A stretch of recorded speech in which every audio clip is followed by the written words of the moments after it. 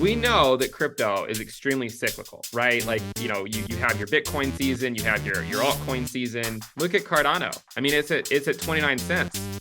Look at where it was back in April. It was at almost 50 cents. Today I interviewed Quant Analyst Benjamin Cowen, and we discussed, based on the data, when is the best time to buy Cardano. Now we start the discussion with Bitcoin, then altcoins, then Cardano. So first, Benjamin, what's your general take on the market mover, Bitcoin? So I guess I'll first off say that one of the ideas that we've talked about for a while is, you know, is Bitcoin just following sort of what it typically does in a pre-halving year, right? And that's where it essentially spends half the year going up and half the year going down. You can actually visualize this by looking at 2015 year-to-date ROI of Bitcoin, which is this pink line. And then this upper one up here is sort of like this bluish purple line. That was 2019. The current line, the current year, this is the light blue line. So this is 2023. So you can see that so far, we're more or less putting in a tempered version of 2019, a more impressive version of 2015. And just for reference, if we were to overlay 2011 as well, you can see that Bitcoin went up 100x, in the first half of the year, which was kind of a crazy move. What I see though, in all cases, look, n equals 3, you can't take it to the bank, but in all 3 cases, what you will see is that either the yearly high or a significant local high was put in sometime around the midpoint of the year. So for instance, like in 2011, the yearly high occurred on day 161. In 2019, the yearly high occurred on day 177. In 2015, the local high before a double bottom occurred on day 193.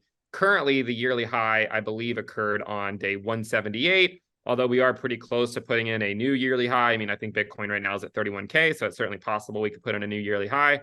I still would look at this and say, there is still a chance that, you could see this sort of fade in the second half of the year. What's interesting is if you take the average of 2015 and 2019, you get a chart that looks like this. And what's interesting is how it is really tracking it right now. So if it were to reach that full extension of the last two, the average of the last 2 pre-halving years, that would basically put Bitcoin at 35K. If it were to then fall back down to this level, that would put it back at 23K. My general expectation for Bitcoin in the pre-halving year is you just wreck both sides, right? You wreck the bulls and you wreck the bears, and you get everyone sufficiently wrecked, right? So that when you go into the halving year, everyone's just been destroyed, right? You go up long enough to make the bulls feel invincible, then you go down long enough to make the bears feel invincible. By the way, another way to visualize this is look at monthly returns for Bitcoin in the pre-halving year. So look at 2011. 5 of the first 6 months were green, okay? And then 5 of the last 6 months were red. In 2019, 5 of the first 6 months were green, and then 5 of the last 6 months were red. 2023, 5 of the first 6 months are green. If it follows what has historically happened, it means 5 of the next 6 months are red. 2015 is the exception, where the last half of the year was actually relatively green. But note that in 2015, when the last half of the year was green, the first half of the year was more or less red. So what we've seen in every pre-halving year is 6 red candles and 6 green candles, except for 2015, which was like 7 green and 5 red. So my general expectation for Bitcoin in pre-halving years is to basically go sideways. I mean, we go up for a bit, we go down for a bit. And look, I think the most common form of criticism, and it's somewhat fair, right, is to say, well, can you really call a 100% move sideways, right? Like, is that really sideways? I think in the context of Bitcoin, it is a fair assessment, especially when you're talking about bull runs that go up 2,000% or, 10,000%. And again, if you were to look at 2015, these moves, by the way, that look like nothing, I think most people would say that this was a sideways year for Bitcoin, right? When you look at 2015, this was still like a 90% move, right? Like it just doesn't look like it because of what eventually came after it. So that's my general thought process on Litecoin. And I guess the question is well, what would, or sorry, what did I say? Litecoin? Yeah. We just made a video on Litecoins. That's my general thought process on Bitcoin.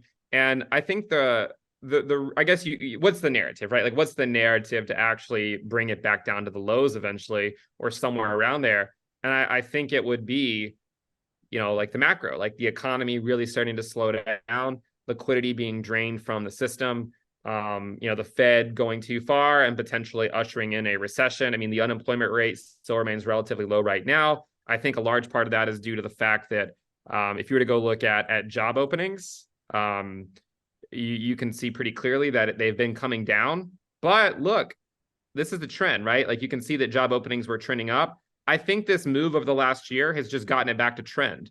What happens if it goes below trend, like it did in 2020? I mean, 2020, it happened immediately, but what happens if it's just a slow progression below trend? Then you could finally start to see the unemployment rate go up, and something like that could be very negative for risk assets. When does that occur exactly? I don't know, but maybe around the Q4, Q1 timeframe could be somewhat reasonable. And for reference, last cycle, the higher low came in March of the halving year. The cycle before that, the double bottom, came in August of the pre-halving year. And the other thing I'd like to point out is that this correction in Bitcoin that occurred in 2015, it started in July and it was a 50% correction, right? So and it was a double bottom, right? So a 50% correction from 31K would actually put you back at 15 and a half, which would actually be a double bottom. So I think that's what we're looking at with Bitcoin. I mean, look, it can still climb the wall of worry as long as the unemployment rate doesn't go. But once the labor market softens up, I think that's where you get your, whether you're higher low, your double bottom, or your lower low. Do you put any credence into the "this time is different" narrative? Because for the first time ever, BlackRock, Fidelity, all these institutional players are aggressively getting into Bitcoin in their own way or applying to. What if this time's different? Look, I mean, the markets humble us all, right? They humble us all at various points. So I'm not going to unilaterally say that new highs can't come this year. I just could say with my own experience, it's a relatively unlikely outcome. I in 2019, when Bitcoin went up 4x, I mean, everyone was calling for new highs, right? I mean, I feel like there was a part of all of us that thought, Bitcoin could break 20K. I mean, it went to 14K. Like it wasn't even that far away from it. But then we got into the back half of the year and it faded. So, does BlackRock make a difference? My guess is that if there was any type of accumulation going on, it probably occurred back at 15K. Yeah, by the time we hear the news, like, that stuff is probably more or less priced in, right? It's not to say that just because this is happening means that the asset has to go up. In fact, oftentimes when like futures and whatnot get launched, that actually can mark when major products like this get launched, that can mark tops. In fact, wasn't it like the Coinbase IPO that basically marked the April top in 2021? You saw something similar with CME and Bitcoin back in 2017. So I would say these are more so hype events, but it's not necessarily going to just lead to new highs. I think you need much more than that. So look, I mean, to answer your question in short, this time could always be different, although those words tend to not pan out very frequently, right? We've seen that, and again, like even in 2021, right? I mean, when did Bitcoin peak? When it always does, So yeah, I think that's lessons learned. And actually, I was speaking to somebody on the shoot for Killer Whales, the crypto Web3 Shark Tank TV show, and somebody was telling me that they provided some of the liquidity, the investment for BlackRock's ETF application. I think they said like 10 million or something like that. And they did it back about 6 months ago in November. So we're just hearing about it now. But they were... Well, yeah, I mean, I think probably the reason Bitcoin has gone up is not because of that as much as we're just seeing the altcoin market bleed into Bitcoin, right? Like, I think that's probably the more fundamental reason. Because listen, I mean, what Bitcoin's at its yearly high, right? It's at 31K, but total market hasn't put in a new yearly high. So there has to be some rotation of alts to Bitcoin if Bitcoin's putting in new highs and the total market cap isn't. And by the way, total 3, the altcoin market, looks pretty pathetic. I mean, like, it's in a rally right now, one of these short-term rallies, I think, but I mean, it's nowhere near its yearly high. And by the way, this high here that occurred in April was still below the November high from 2022. So I think to some degree, the reason Bitcoin has gone up is a rotation of capital from altcoins into Bitcoin. How many months ago did I have you on the channel where we talked about altcoin Bitcoin dominance? Was it 6 months? Yeah, I think it was in April. I think it was about 3 months ago. I mean, yeah, the dominance was at 47%. And, I said that the altcoin market was looking pretty bad and that it was likely going to roll over here. There were a lot of negative comments about that. And just a few weeks after that, we saw a lot of those coins, right, that we talked about. Like we saw Cardano put in a new low, Avalanche, Chainlink, and Polkadot. All four of them went on to put in new lows just a few weeks later. So, I mean, it does go to show you that just because people are hyped up on the altcoin market doesn't mean a thing, right? I mean, like they can retrace that entire move very quickly. And many of them went on to go put in new lows. And this goes back to the idea that we talked about back then, that even if Bitcoin doesn't put in a new low, right, which is a possibility, right? Even if it doesn't, that doesn't mean the altcoin market is immune to putting in new lows. We talked about that back then as well, right? And so we have a situation here where Bitcoin is at the same price, more or less, that it was at back in April. I mean, back in April, Bitcoin was at, right, 31K. Bitcoin's at the same price, but between that time and now, many altcoins put in new lows. And total three, the altcoin market dropped from that time. It dropped almost 30%. Now, what I imagine will happen is, I'm still very negative about the altcoin market, mainly because I think they're bleeding against Bitcoin. Look, everyone's going to be bullish on them again because they're up, they're up 16, 17%. But again, is it just a lower high? I don't know. I mean, I still think that they're bleeding to Bitcoin. There's a really interesting chart that I'd like to show people, and it's total three minus the USDT market cap divided by Bitcoin. So look at this chart for a second. We know that crypto is extremely cyclical, right? Like, you have your Bitcoin season, you have your altcoin season, you have your bear markets, you have your bull markets, you have your pre-halving years, you have every season possibly imaginable. And one of the things we've seen here is that you go from periods where altcoins are overvalued against Bitcoin, where they basically reach parity, right? Where it's basically the altcoin market cap equals Bitcoin market cap. That's why you can see it equals 1, right? Where they basically reach parity with Bitcoin. But then eventually it fades down here, where the altcoin market is only worth about 25% of what Bitcoin is worth. And then it comes back up to parity.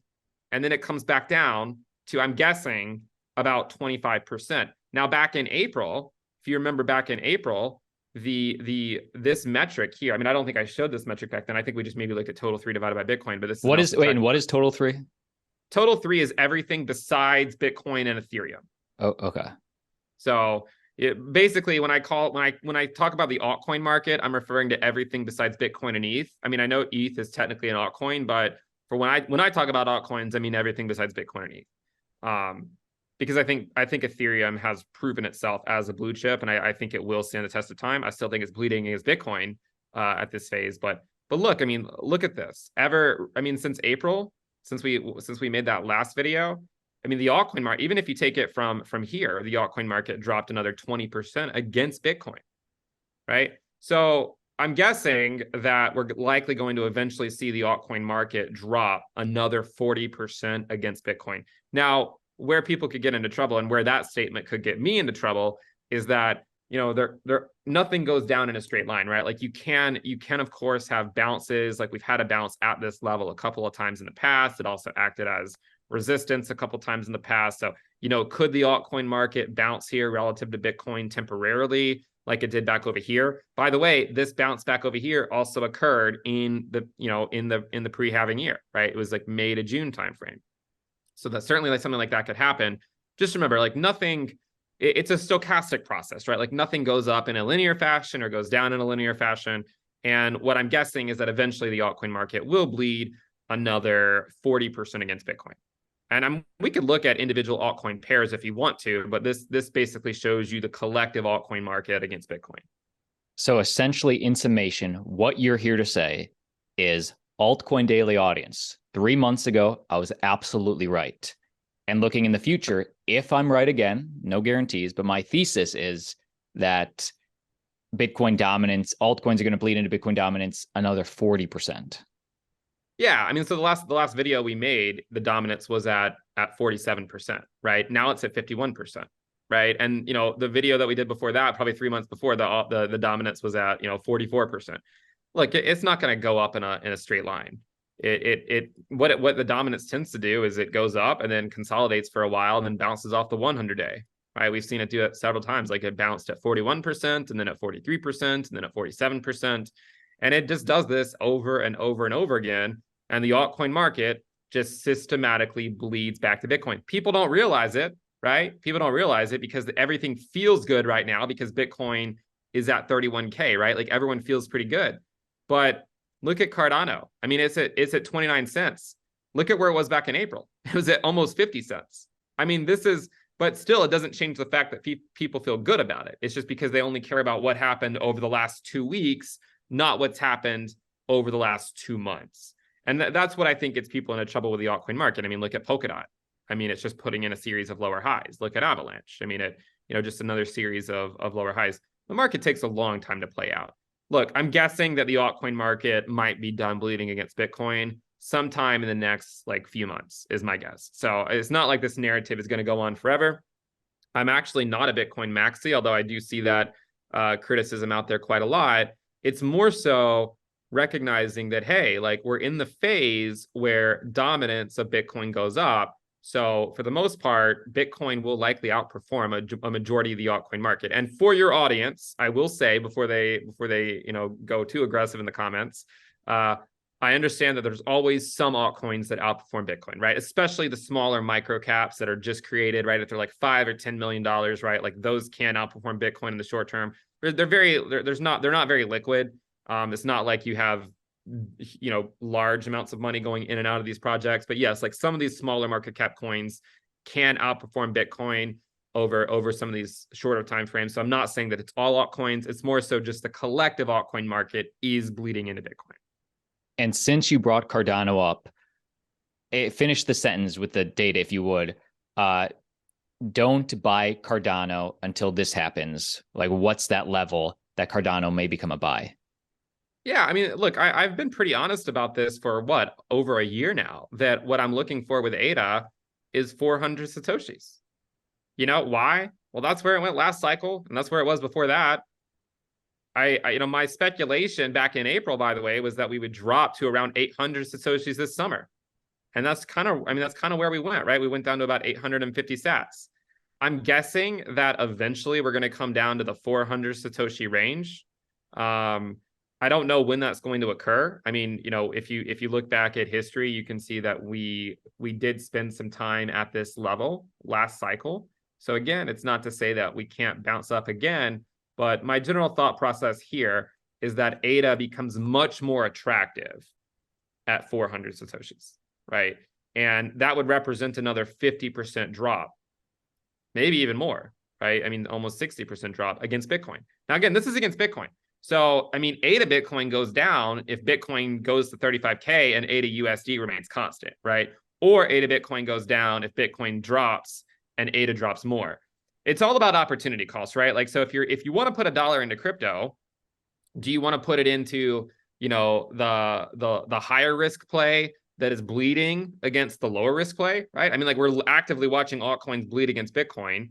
So you would have preserved your Satoshi valuation of your portfolio had you just been Bitcoin heavy for the last 18 months, because most altcoin, I mean, look at ADA. It's bled from 6,000 Satoshis to 900 Satoshis. Think about that for a second, right? This is an 85% drop, and Bitcoin is 50% or more below its own all-time high. So ADA dropped 85% against something that's also currently down 60%. That's how badly the altcoin market gets wrecked. I will say, and I'll just say this again, right? Always a good chance in the short term you could see short-term bounces, right? And that's what gets these theories into trouble, is that when you get bounces like we did in May of 2022, where ADA Bitcoin rallied up, it makes people think that the macro thesis is dead, but eventually it just rolls over and continues heading down. And that is the most likely outcome, I think, until we get to 400 Satoshis. And once we get there, I think ADA might finally turn it around against Bitcoin. Ben, awesome perspective. Links for your channels, Twitter and YouTube down below. I want to have you back on in 3-4 months. We'll go over some of these charts, but final thoughts. Yeah, final thoughts are ADA Bitcoin right now, 950 sats. It was at 1,400 not too long ago. So maybe it bounces back up and eventually rolls over. So I'd be looking at something like that by the next time we come on. So let's just see if we get down to that level. And if we do, then maybe I'll finally take off my Bitcoin maxi hat.